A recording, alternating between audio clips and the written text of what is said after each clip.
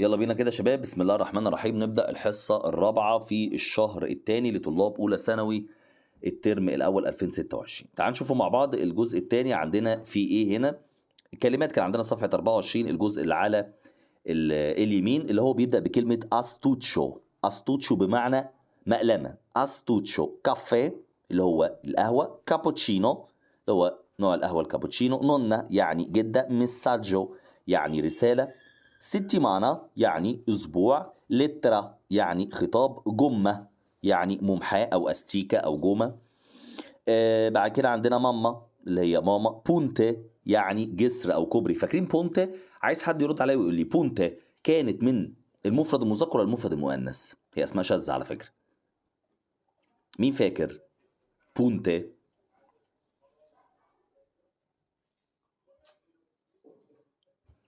يبقى احنا عندنا بونت هي ايه؟ كوبري او جسر مفرد ايه مذكر. بلازو يعني قصر، تشنترو يعني وسط المدينه او اللي هي وسط البلد.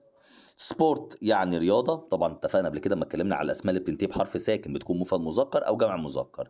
بعد كده عندنا ستيفالي، الناس اللي فاكره ستيفالي كانت من الاسماء الشاذه، المفرد المذكر. بينا يعني قلم حبر. الفيني ستيمانا يعني نهايه الاسبوع. وعندنا زيا بمعنى عمه او خاله. تعال نقولهم كمان مره: استوتشو، كافيه، كابوتشينو، نونا، ميساجو، settimana, lettera, gomma, mamma, punte, blaso, centro, sport, stivale. الله وبركاته يا مستر.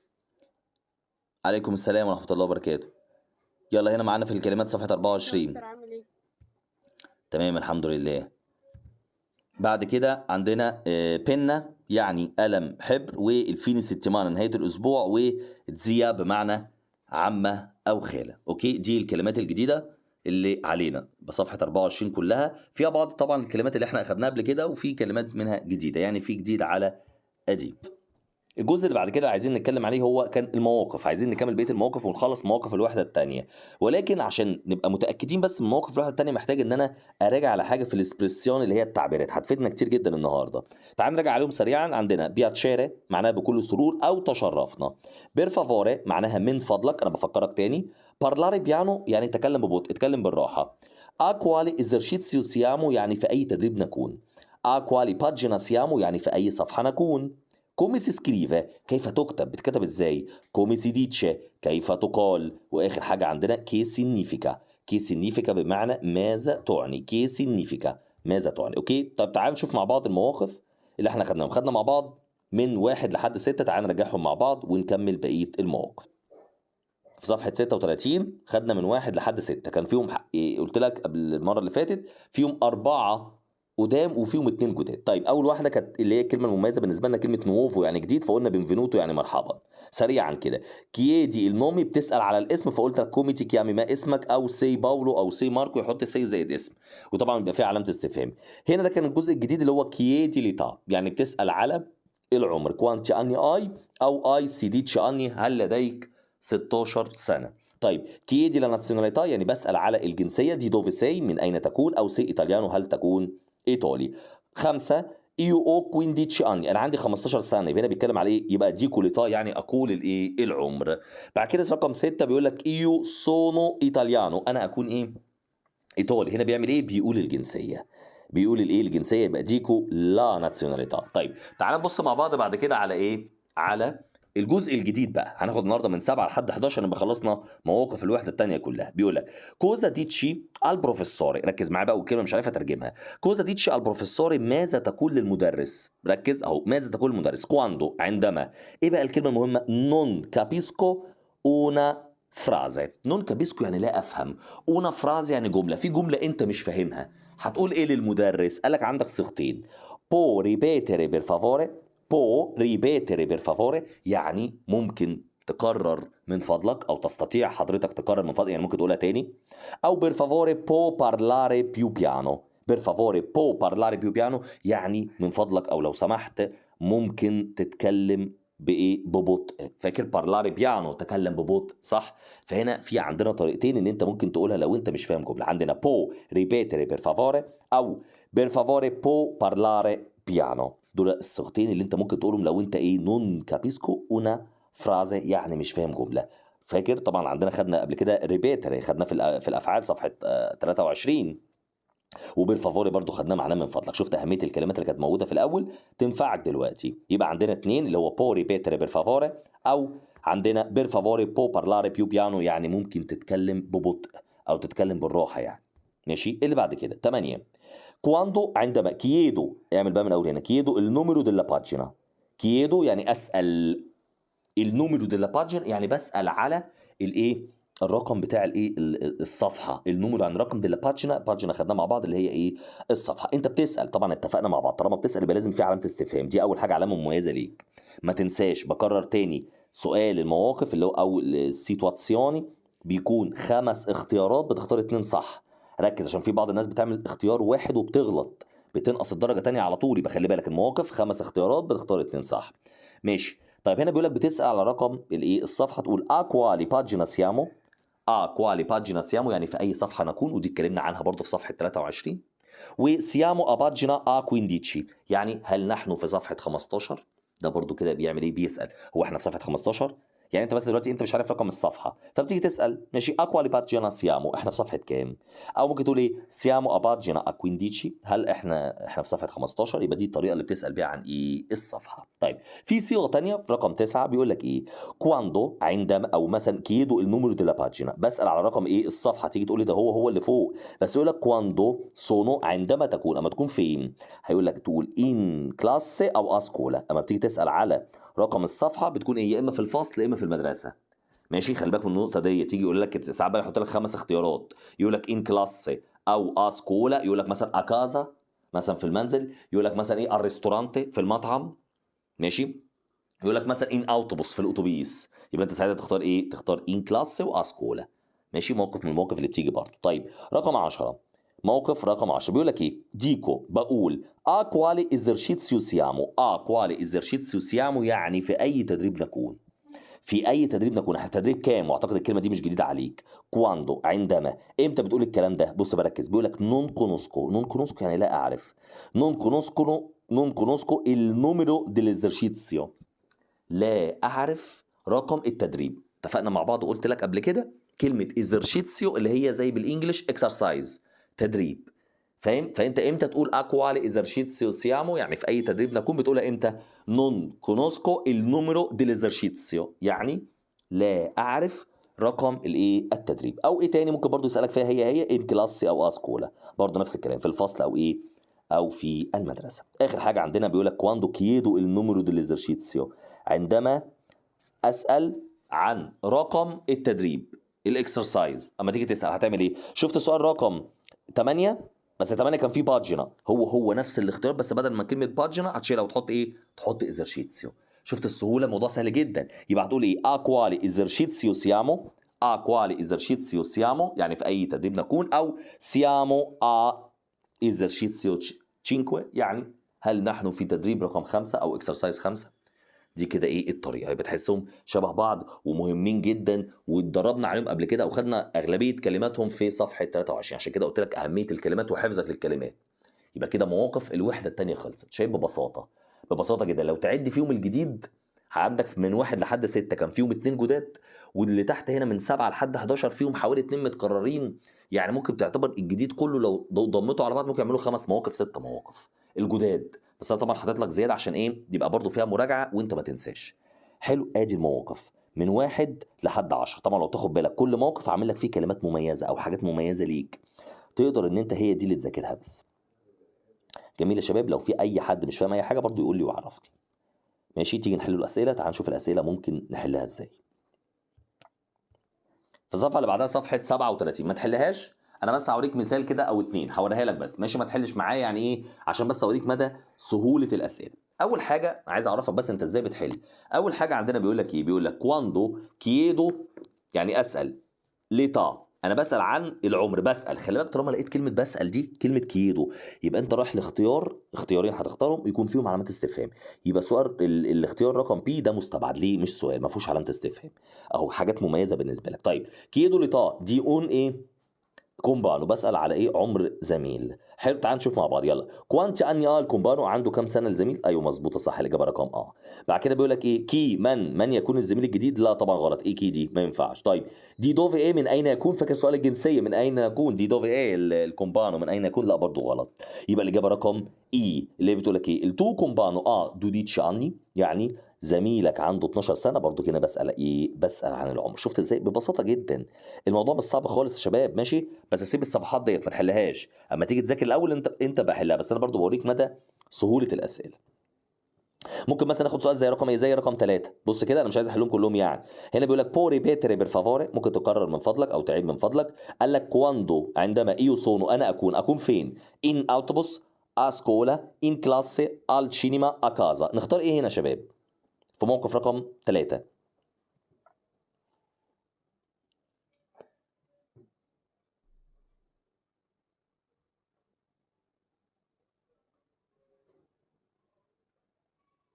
هتختار ايه هنا؟ بي وتشي. الاجابه رقم بي، اسكولا صح الله ينور، وان كلاس اللي هي الاجابه رقم اتش مظبوطه الله ينور. جميل، ببساطه جدا يعني المواقف ما فيهاش حاجه صعبه. ماشي طيب بص هنا بيقول لك ايه رقم 4 اهو، بوريك برضو مثال تاني. بيقول لك ايه رقم 4؟ بيقول لك نون كونوسكو للتر دي اونا بارولا، يعني لا اعرف. للتر يعني حروف، دي اونا بارولا يعني ما اعرفش حروف كلمه. هتقول له كوم ستاي كيف حالك؟ غلط. هتقول له دي دوفي سي من اين تكون؟ برضو غلط. هتقول له كوانتي ان اي كم عمرك؟ برضو غلط. يبقى انت ممكن برضو المواقف لو حسيت الموقف بالنسبه لك رخم حاول تستبعد. استبعد، يمكن تلاقي مثلا 3 اجابات تختار منهم 2، يبقى بتسهل على نفسك. يبقى كوميس سكريفا، فاكرين كوميس سكريفي كانت معناها ايه؟ كوميس سكريفي كيف تكتب، بتكتب ازاي. وعندنا برضو بوري بيتري بيرفافوري، ممكن تكرر او تعيد من فضلك. ماشي شباب، شايف المواقف سهله جدا، بس لازم تتعامل بورقه وقلم. مواقف عشان ما تجيش تقول لي صعبه، لا بورقه وقلم. مثلا تكتب كيدو لتا بسأل عن الايه، العمر، اكتب كوانتي اني اي، او سي مثلا، او اي مثلا سيديتش اني عندك 16 سنه. الحاجات اللي احنا قلنا عليها مع بعض لو عملتها ولخصتها لنفسك تكسب مكسب كبير، تلاقي المواقف دي في جيبك. موقف برضو في الامتحان بتاع اخر السنه، او اللي هو يعني شهر واحد اخر الترم، بيجي لك 5 مواقف. 5 مواقف عليهم 10 درجات. ليه؟ عشان الموقف الواحد بدرجتين عشان فيه اختيارين. فالمواقف مهم عليها 10 درجات طبعا. المفروض ان انت تكون ضامنهم لان المواقف سهله ما فيهاش حاجه صعبه. ايوه. اتكلمنا قبل كده يا شباب مع بعض على الاسماء المنتظمه، عشان ده جزئيه تمهيديه هحتاجها في الدرس بتاع النهارده. قلنا ان اي اسم اخره او بيكون مفرد مذكر. اي اسم اخره او بيكون ايه؟ مفرد مذكر. اهو المفرد المذكر هو اللي بينتهي بالاو، المفرد المؤنث هو اللي بينتهي جمع مذكر بينتهي بالاي اللي هي الاي انجلش، وجمع المؤنث بينتهي بالايه او اللي هي حرف الاي انجلش. يبقى مفرد مذكر او، مفرد مؤنث ايه، جمع مذكر اي، وجمع مؤنث بالاي. صح؟ ده كده الاسماء اللي بنقول عليها ايه؟ اسماء منتظمه. اسماء ايه؟ منتظمه. كان فيها عندنا اسماء شاذه، هرجع عليها سريعا. اسماء شاذه، فاكرين الجدول اللي في النص ده كنت بقول عليه ايه؟ اسماء مفرد مذكر بتنتهي بحرف الاي. مفرد مذكر زي ايه؟ هنا عندنا insegnante، ristorante، cane، punte، padre، pesce، cellulare، attore، stivale. هنا studente، stivale، te، signore، latte، nome، cognome، وكافيه اللي هي بمعنى ايه؟ القهوه. جميل. طيب لما نيجي نبص بعد كده، ده مفرد ايه اللي اتكلمنا عنه؟ ده مفرد مذكر. العمود الثاني ده مفرد مذكر. طيب المفرد المؤنث اهو. المفرد المؤنث عندنا في ايه؟ تعال نبص مع بعض. مفرد مؤنث بينتهي بحرف الاي. عندنا زي انسينيانت، تنفع برضو معلم او معلمه. بعد كده عندنا ليتسيونه يعني درس، اتريتشي يعني ممثله، كلاسي فصل، نوتي يعني الليل، كانزونه بمعنى اغنيه، فرازي يعني جمله. كل ده مفرد مؤنث. ارتي يعني فن، مادري يعني immagine يعني صورة، ستاسيونه يعني محطة قطار، chiave مفتاح، calcolatrice آلة حاسبة، وتور بمعنى برج. صح كده؟ اتكلمنا على دول. الجزء التاني ده كان مفرد مؤنث. مفرد مؤنث بينتهي بحرف الاي. ازاي؟ قلت لك اسماء شاذة او غير منتظمة. جميل. طيب نيجي نبص بعد كده. قال لك ايه؟ معظم الاسماء التي تنتهي بحرف ساكن. انت عارف ان الاسماء بتنتهي بحروف متحركة سواء او او اي او اي او اي. طب افرض قابلك اسم بينتهي بحرف ساكن، قال لك هيكون مفرد مذكر او جمع مذكر. فاكر اتكلمت معاك يعني كلمه سبورت دي اول ما تشوفها حط في دماغك ان هي مفرد مذكر يا جمع مذكر، مفرد او جمع. نفس الكلام كمبيوتر، انترنت، اس ام اس، اوتوبوس، فيلم، بلوج، وايه، وايبود. كل الحاجات دي هتعتبر ايه؟ مذكر. طب تعرف منين هي مفرد مذكر ولا جمع مذكر؟ هبقى اتكلم معاك عليها بعدين، هعرفك الجزئيه دي. بس عايز المعلومات دي تكون ثابته معاك النهارده. ماشي؟ في اي حاجه صعبه في اللي انا بقوله؟ اعتقد الموضوع سهل وعدنا عليه اكتر من مره، صح كده؟ جميل جدا. يا مستر. جميل جدا. طيب تعالى بقى بص معايا، بنتكلم على درس النهارده اسمه ادوات النكره. درس بسيط وصغير جدا بس مهم جدا ولازم يجي في الامتحان. شوف انا بقول لك ايه، هيجي لك في الامتحان ده. ماشي، اللي هو طبعا انا كلامي على اخر السنه، اوكي، عشان برضو الناس، او اللي هو اخر الترم، شهر واحد ان شاء الله. ادوات الايه؟ النكره. ادوات النكره، اول حاجه تعرفها عن ادوات النكره، تكون قبل الاسم. بتكون ايه؟ قبل الاسم، بتيجي قبل منه. شفت الاسماء هي بتيجي قبل منه. ده اول حاجه تعرفها عن ادوات الايه؟ النكره. رقم 2 قال لك ايه؟ ادوات النكره تكون مع المفرد فقط. ادوات النكره بتكون مع ايه؟ مع المفرد فقط. يعني ما فيش ادوات نكره للجمع. طالما هتحط اداه نكره يبقى اداه النكره لازم تكون لايه؟ للمفرد فقط. المفرد بنوعيه، يعني مفرد مذكر او مفرد مؤنث. كلام جميل. طيب تعالى بص معايا برضو نفهم ازاي بنحل. عندنا يبقى احنا هنكتب هنا ادوات نكره للمفرد المذكر، وهنا عندنا ادوات نكره للمفرد الايه؟ المؤنث. حلو. طيب اول حاجه برضو عندنا المفرد المذكر، انت عارف اللي هو بينتهي بحرف ايه؟ الاو، صح؟ مفرد مذكر بينتهي بالايه؟ بالاو. طيب المفرد المؤنث بينتهي بحرف ايه؟ الا، صح؟ ده المنتظم. طبعا الغير منتظم انت خلاص بقى عارفينه وحافظينه. جميل. طيب بعد كده بص كده معايا، قال لك عندنا ادوات نكره ايه؟ قال لك ادوات نكره للمفرد المذكر عندنا اتنين، حاجه اسمها اون وحاجه اسمها اونو. حاجه اسمها ايه؟ اون واونو، هما اتنين اهو. حاجه اسمها ايه؟ اون واونو، اتنين فقط. حلو. عشان افهمك بس الفكره، تعالى كده بص معايا.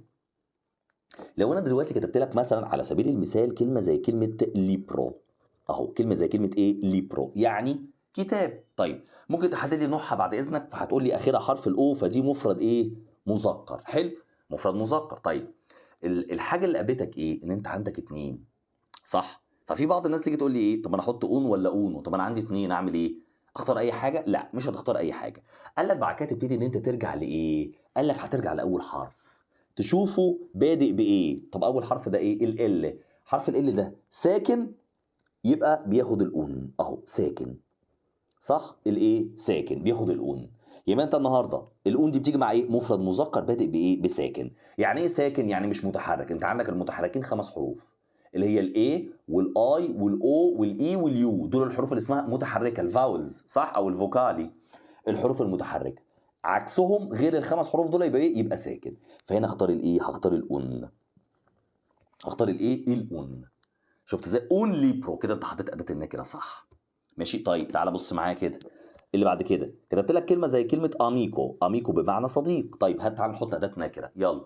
هنا عندي هتقول لي اخرها او، دي مفرد مذكر. حلو، عندي اتنين، اون واونو. طيب بادئه بايه؟ بادئه بمتحرك. طب المتحرك ياخد انهي؟ قال لك الاون برضه. ايه ده؟ يعني الاون بتيجي مع ساكن ومتحرك؟ قلت لك اه، بتيجي مع ايه؟ مع ساكن ومتحرك، بتيجي مع الاثنين. ماشي، بتيجي مع الاثنين. يبقى انا هقول ايه؟ اون اميكو. تلاقي نفسك انت احترت دلوقتي، امال الاون دي بتيجي مع ايه؟ ما هنا ساكن ومتحرك، هو في حاجه تانية؟ اختار ايه يعني انا مع الاونو ديت؟ قال لك الاونو دي بقى خصصوا لها حاجات معينه. قال لك حاجات كده ايه معينه تاخد الاونو. قال لك ايه؟ الاونو بتيجي مع المفرد المذكر عادي جدا، ولكن اللي بادئه بايه؟ بحرف زيتا. ماشي، هتيجي تقول لي ساكن، مظبوط، بس هو ايه؟ خلوه في حاجه لوحدها. زي مثلا كلمه انت خدتها في الكلمات عندك زي كلمه تزيو. تزيو بمعنى ايه؟ يعني ايه تزيو؟ الناس اللي حافظه الكلمات بتاعت المره اللي فاتت، تزيو يعني ايه؟ مين عارف؟ عم. صح، الله ينور، عم او خال. طيب هتيجي تحدد نوعها، اخرها او، مفرد مذكر بدأ بايه؟ زيتا، يبقى اونو. يبقى ايه؟ اونو. شفت كده؟ كلام جميل جدا. طيب بتيجي مع حاجه تانية؟ اه، في الحقيقه اه بتيجي مع ايه كمان؟ قال لك بتيجي مع الاسماء اللي بتبتدي بحرف الاس زائد ساكن، اس بلس ساكن. ايه ده؟ يعني ايه الكلام ده؟ يعني ايه اس بلس ساكن؟ تعال بص معايا كده. يعني مثلا لو كتبت لك كلمه زي كلمه ايه مثلا، احنا خدناها قبل كده مع بعض، زي كلمه ستودنت. ستودنتي. ماشي. طيب ستودنت هي اخرها حرف الاي، صح؟ ولكن انت عارف ان هي نوعها ايه؟ هي غير منتظمه، صح؟ انت عارف ان هي نوعها ايه يا شباب؟ مفرد مذكر، صح؟ اسماء غير منتظمه او شاذه، لسه قارينهم مع بعض. جميل. طيب بدأ بايه؟ بص بقى، بدأ بايه؟ باس وبعدها ساكن. مش التي ده ساكن؟ اه، يبقى اس وساكن. قال لك تختار الايه؟ الاونو. بس اهو بالشكل ده. طبعا انا اديتك امثله، الكلام ده يتطبق على اي كلمه. اه، يبقى انا عرفت دلوقتي ان المفرد المذكر ليها اتنين، اون واونو. طب اميز ما بينهم ازاي؟ قال لك الاون بتيجي مع ساكن ومتحرك، تاخد الاثنين، الاون مع المفرد المذكر، لما جبت سيره المفرد المؤنث دلوقتي في حاجه يبقى ايه؟ ساكن ومتحرك. طب الاونو قال لك بتاخد برضه مع المفرد المذكر، بس اللي بادئ بايه؟ حاجات مميزه كده لوحدها، يا اما زيتا او اس زائد ساكن، زي كلمه ستودنت. بص ستودنت او حرف الاس وبعدها التي، مش التي ده ساكن صح؟ يبقى تاخد الايه؟ الاونو. كلام جميل ببساطه جدا جدا جدا. حلو. طيب هكتب واحده كده وحد يرد عليا سريعا ويقول لي بتاخد ايه. لو كتبت كلمه زي كلمه زاينو اهي، زاينو بمعنى ايه؟ بمعنى شنطه. طيب نختار ايه معاها؟ نختار ايه؟ أونو. صح، هنختار الايه؟ نختار الاونو. مظبوط. ماشي. ليه؟ مفرد مذكر صح، اخرها او وبادئه بحرف الزيطه اللي هو ايه؟ مميز بالنسبه لنا، فايه نختار الايه؟ الاونو. شفت ازاي؟ ببساطه جدا. يبقى انت عشان تبقى عارف من الاخر الخلاصه بتاعت ادوات النكره خطوتين بالظبط، خطوتين مالهمش تالت. اول خطوه حدد نوع الاسم، يا ترى مفرد مذكر ولا مفرد مؤنث. تاني حاجه قلت لك بص على اول حرف، شوف بقى ساكن متحرك، هنا مثلا في زيت اس زائد ساكن وهكذا. شفت ازاي؟ مع اي اسم، انا يعني مش الكلمات دي، اي اسم براحتك زي ما يجي لك. ماشي. طيب نكمل.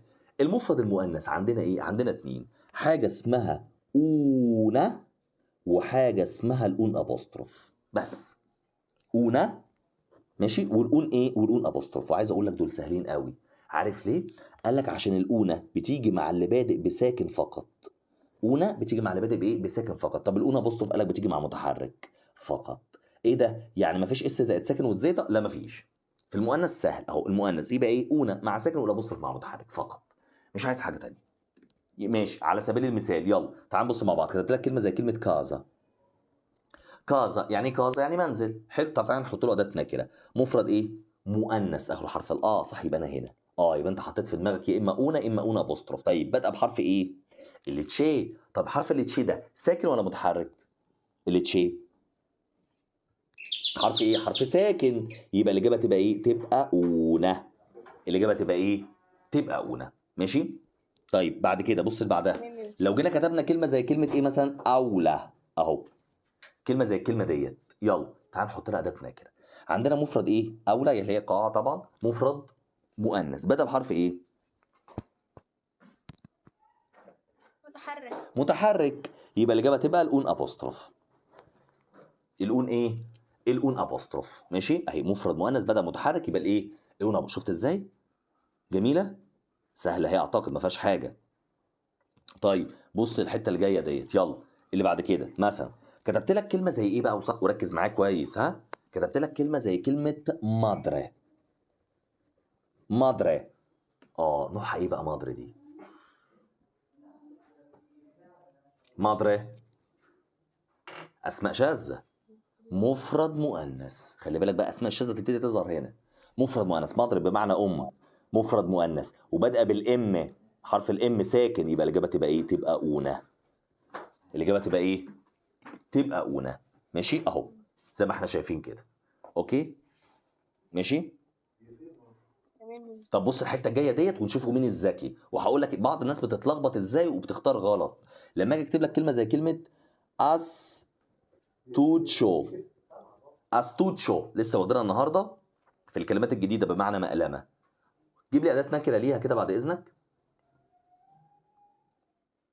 هتقول لي مفرد ايه؟ مفرد مؤنث.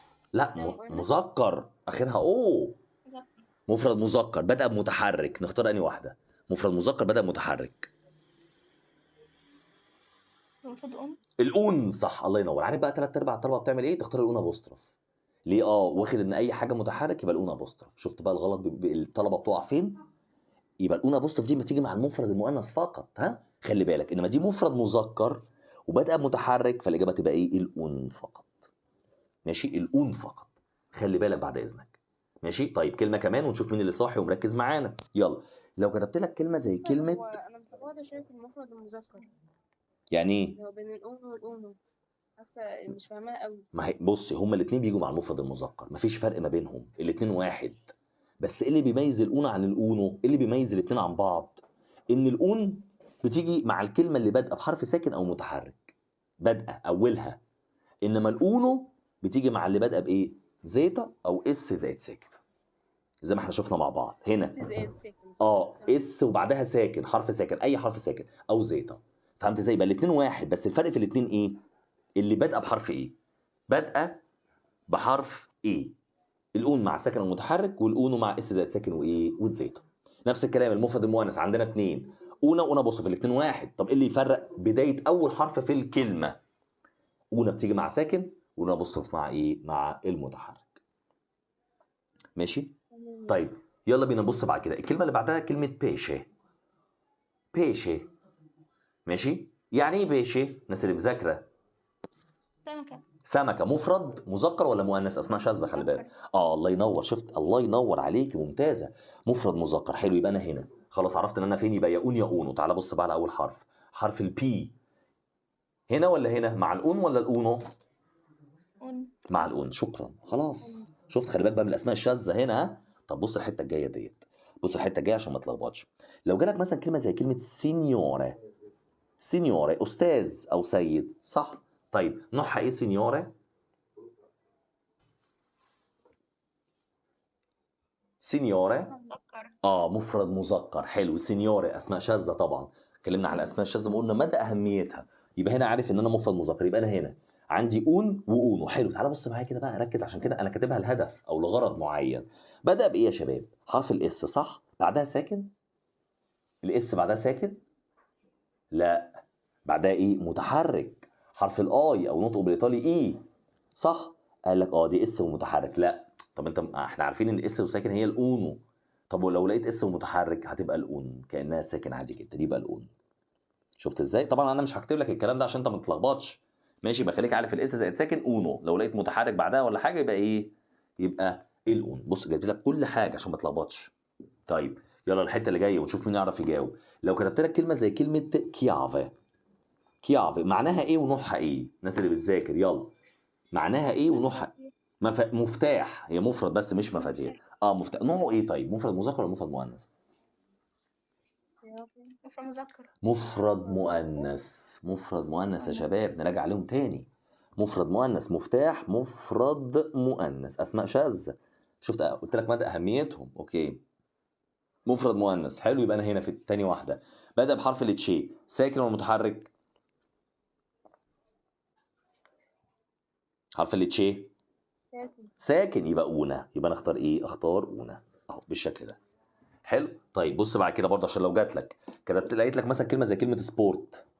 سبورت اللي هي معناها رياضه، صح؟ طيب تيجي تبص اخرها حرف التي. اتكلمت معاك قلت لك اي كلمه بتنتهي بحرف ساكن بتكون يا مفرد مذكر يا جمع مذكر، يا مفرد مذكر يا جمع مذكر. طيب احنا اتكلمنا على ادوات النكره، قلنا ادوات النكره بتيجي مع الجمع.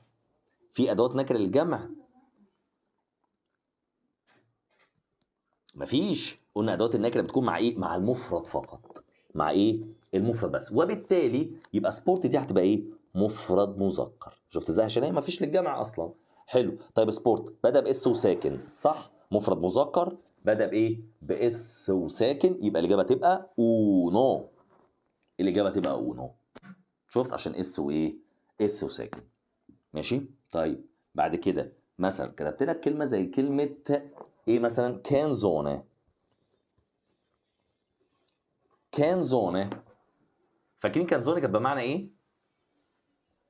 أغنية. اغنيه، صح. كانت نوعها ايه يا شباب؟ مفرد ولا مذكر ولا مؤنث؟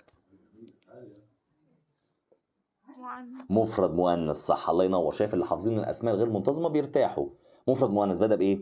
بدا بساكن حرف التشي، يبقى الاجابه تبقى اونا. الاجابه تبقى اونا. ماشي. طيب يلا اخر واحده. اخر واحده عندنا اهو. هنا عندنا ايه؟ عندنا حاجه زي ارتي. ارت بمعنى فن، خلي بالك. ها، ارت بمعنى ايه؟ فن. كانت مفرد مذكر ولا مفرد مؤنث؟ حد يقول لي. مفرد مؤنث. مفرد مؤنث. الله ينور، اشكرك اشكرك جدا. مفرد مؤنث بدا بايه؟ بحرف ساكن ولا متحرك؟ متحرك. يبقى انا اختار انهي واحده بقى؟ اهو عندك الاربعه، انا مش هقول لك بقى انت فين. انهي واحده؟ هتبقى الاون ابوستروف. تبقى ايه الاون ابوستروف اهو، ما انا مفرد مؤنث يبقى انا هنا بادئ بايه بمتحرك، تبقى الاجابه تبقى ايه الاون ابوستروف هي الاجابه الايه الصح. يبقى زي ما اتفقت معاك ادوات النكره عايزه خطوتين، اول حاجه حدد نوع الاسم، رقم 2 ابتدي ان انت تعمل ايه تبص على اول حرف بادئ بساكن ولا متحرك.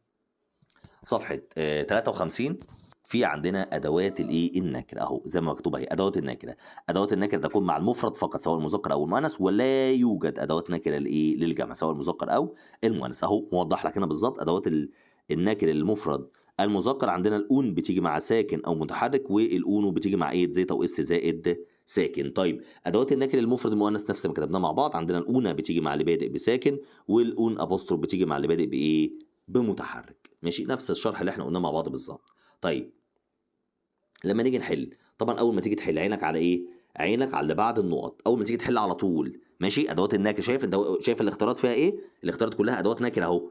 اول ما تشوف ادوات نكره عينك على طول على بعض النقط. طب يلا هنا عندنا مثلا على سبيل المثال كلمه فيتا.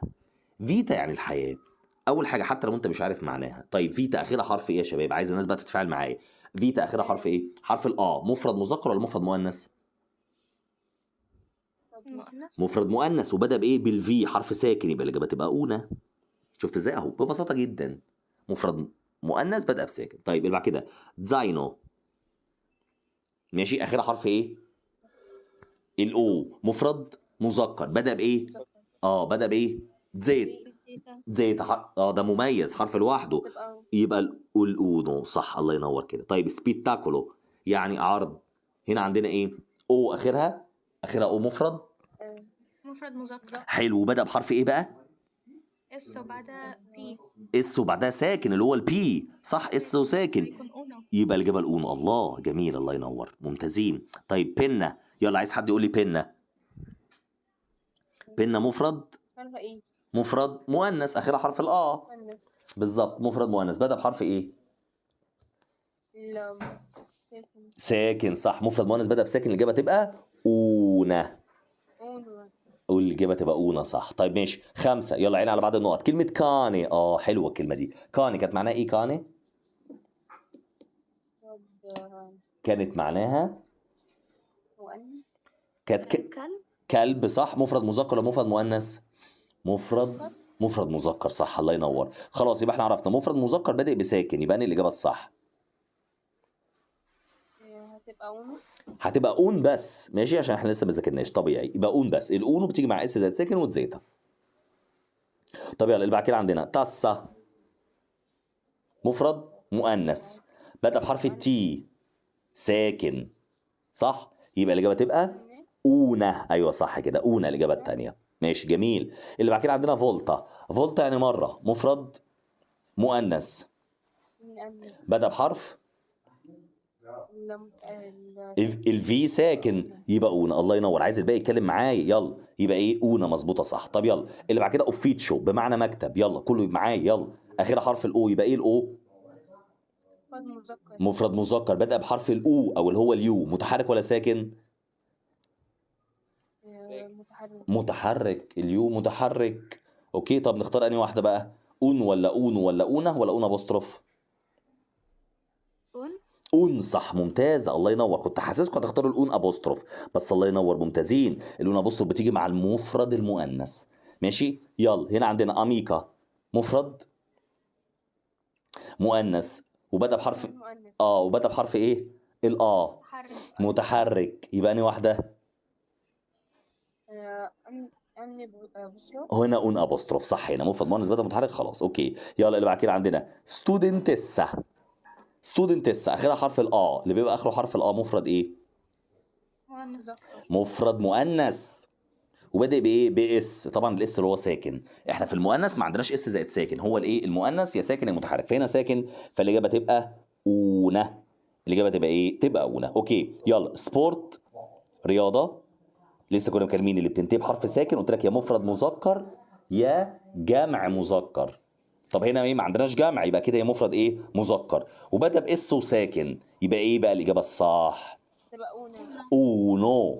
اونو مفرد مذكر. اوكي طيب يلا هنا اخر حاجه عندنا هنقول عليها، والكام سؤال دول هتحلهم لوحدك تحاول تفكر فيهم. يلا اونيفرسيتا اخرها حرف مفرد مؤنث صح، وبدأ بحرف الأو اللي هو متحرك، فالإجابة تبقى الإيه؟ الأون أبوستروف. عندنا رقم 13 فاكانسا، حالتها إيه يا شباب؟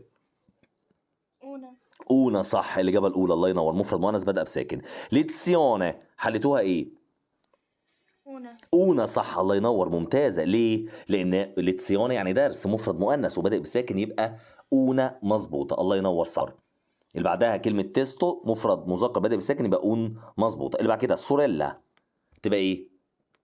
أونا. أونا صح، الله ينور، مفرد مؤنث بدأ بساكن. طب بعد كده ستيمانا. أون. ستيمانا مفرد مؤنث. قلنا أونا صح، الإجابة الإيه؟ الإجابة التانية. آخر حاجة تشيجي، تشيجي آخرها حرف ساكن يبقى مفرد مذكر. أنهي الإجابة الصح؟ أونو. أونو، عفوا مش أونو، أون بقى الإجابة التانية، ما بدأ بساكن، حرف اللي تشي. ما هي بادئة بساكن وبعديها ساكن. لا، ما التانية اسمها اس زائد ساكن، اس زائد ساكن، مش حرف السي. خلي بالك. اوكي ماشي، جميل جدا، الله ينور. شايف ادوات النكره سهله ازاي؟ ما فيهاش اي حاجه صعبه الحمد لله يعني. تاريخ النهارده 27/10/2025، الحصه الرابعه والاخيره في الشهر الايه الثاني. عندنا حفظ كلمات صاد 24 عمود يمين، اللي هو آخر حاجة خلاص، آخر حاجة عمود إيه؟ يمين. بعد كده مذاكرة وحفظ المواقف كلها صاد كانت عندنا 36. ماشي. بعد كده هتكتب مذاكرة أدوات النكرة، هبعت لك الملخص بتاعها. صاد كام؟ هتلاقي موجودة عندك صاد 53. الواجب المطلوب منك برضو حاجات بسيطة اهو. عندنا حل صفحة 37 و55، 37 و5 وكام و50. بس كده المطلوب مننا شباب في حصتنا النهاردة.